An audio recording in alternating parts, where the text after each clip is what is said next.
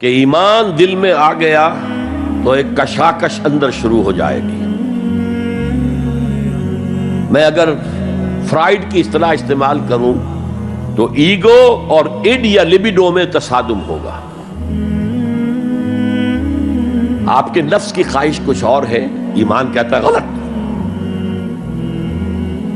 کشاکش ہوگی کہ نہیں؟ یہ اندرونی جہاد ہے اپنے نفس کے خلاف. جیسے فرعون نے کہا تھا الیس لی ملک مصر وہذہ الانہار تجری من تحتی، کیا میں بادشاہ نہیں ہوں مصر کا؟ مصر کی حکومت میری نہیں ہے؟ اور کیا یہ ساری نہریں جو ہیں میرے نظام کے تحت نہیں چل رہی؟ اسی طرح برا نہ مانیے، ہمارا نفس کہتا ہے یہ جسم میرا ہے، میری ملکیت ہے، اٹس مائی ڈومین، میری خواہش پوری کرنی ہوگی. جیسے اس نے کہا میں نہیں جانتا کوئی خدا ہے میرے سوا اور میرے اوپر، میں نہیں مانتا. نفس بھی کہتا میں نہیں ماننے کو تیار، کیا حلال ہے کیا حرام ہے، کیا جائز ہے کیا ناجائز، میری خواہش پوری کرو.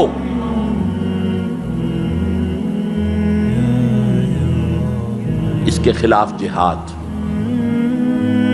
یہ پہلی منزل کا جہاد ہے.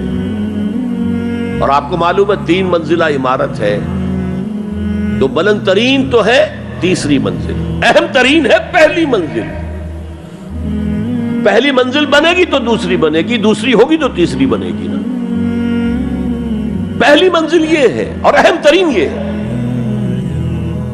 اسی لیے مولانا روم نے کہا نفس ما ہم کم ترس فرعون نیست، میرا نفس بھی فرعون سے کم نہیں ہے، لیکن ایراعون نیست، اس کے پاس لاؤ لشکر تھا. اس نے زبان سے بھی کہہ دیا تھا انا ربکم الاعلی، میں ہوں خدا. میرا نفس بیچارہ اس کے پاس کوئی لاؤ لشکر نہیں، زبان سے تو یہ کچھ نہیں کہتا، اندر یہی کہتا میں بادشاہ ہوں اس وجود کا، میری مرضی پوری ہے.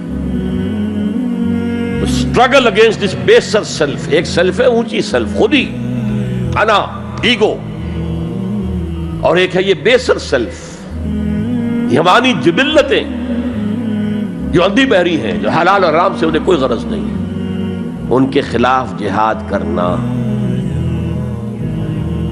آپ نے فرمایا صلی اللہ علیہ وسلم المجاہد من جاہد نفسہ، اصل مجاہد وہ ہے جو اپنے نفس کے خلاف جہاد کر سکے.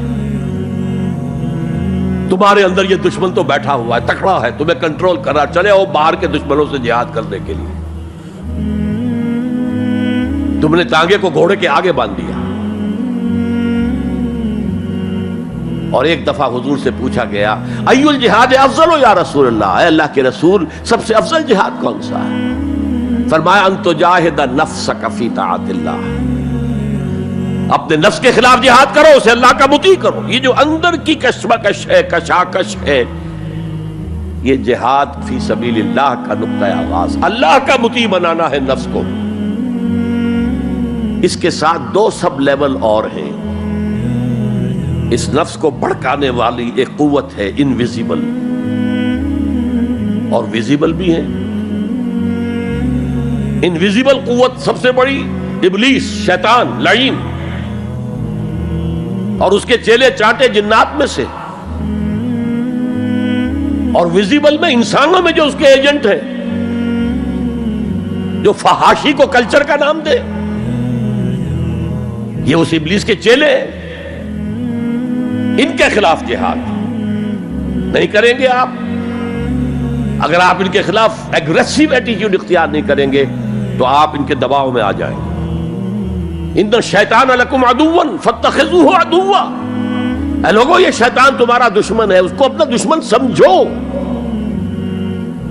وہ تمہیں سبز باغ دکھاتا ہے، بدی کو مزین کر کے دکھاتا ہے، اچھے اچھے نام اس کے رکھ دیتا ہے، اور تمہیں آمادہ کرتا ہے بدی کے ارتکاب پر. نہیں، وہ تمہارا دشمن ہے. افتتخذونہ وذریتہ اولیاء من دونی، تم مجھے چھوڑ کر اسے اور اس کے چیلے چانٹوں کو تم اپنا دوست بناتے ہو. نہیں، شیطان کے خلاف جنگ کرو. اور تیسرا اس پر سب لیول کیا ہے؟ معاشرہ اگر بگڑا ہوا ہے، اس کا عمومی رجحان برائی کی طرف ہے۔ تو سوشل پریشرز آپ کو ادھر دھکیلتے ہیں۔ جیسے کہ اگر کوئی موب جا رہا ہے تو اس کے ساتھ چلنا تو بہت آسان ہے، وہ خود ہی آپ کو دھکیلتا ہوا لے جائے گا۔ اس کے خلاف چلنا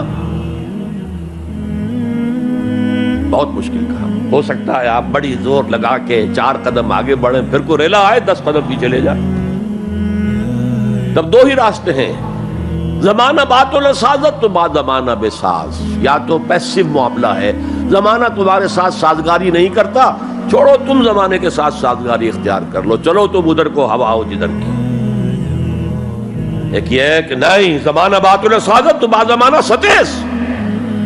زمانہ اگر تمہارے ساتھ سازگاری نہیں کر رہا تو زمانے سے جنگ کرو، لڑو، ریزسٹ کرو۔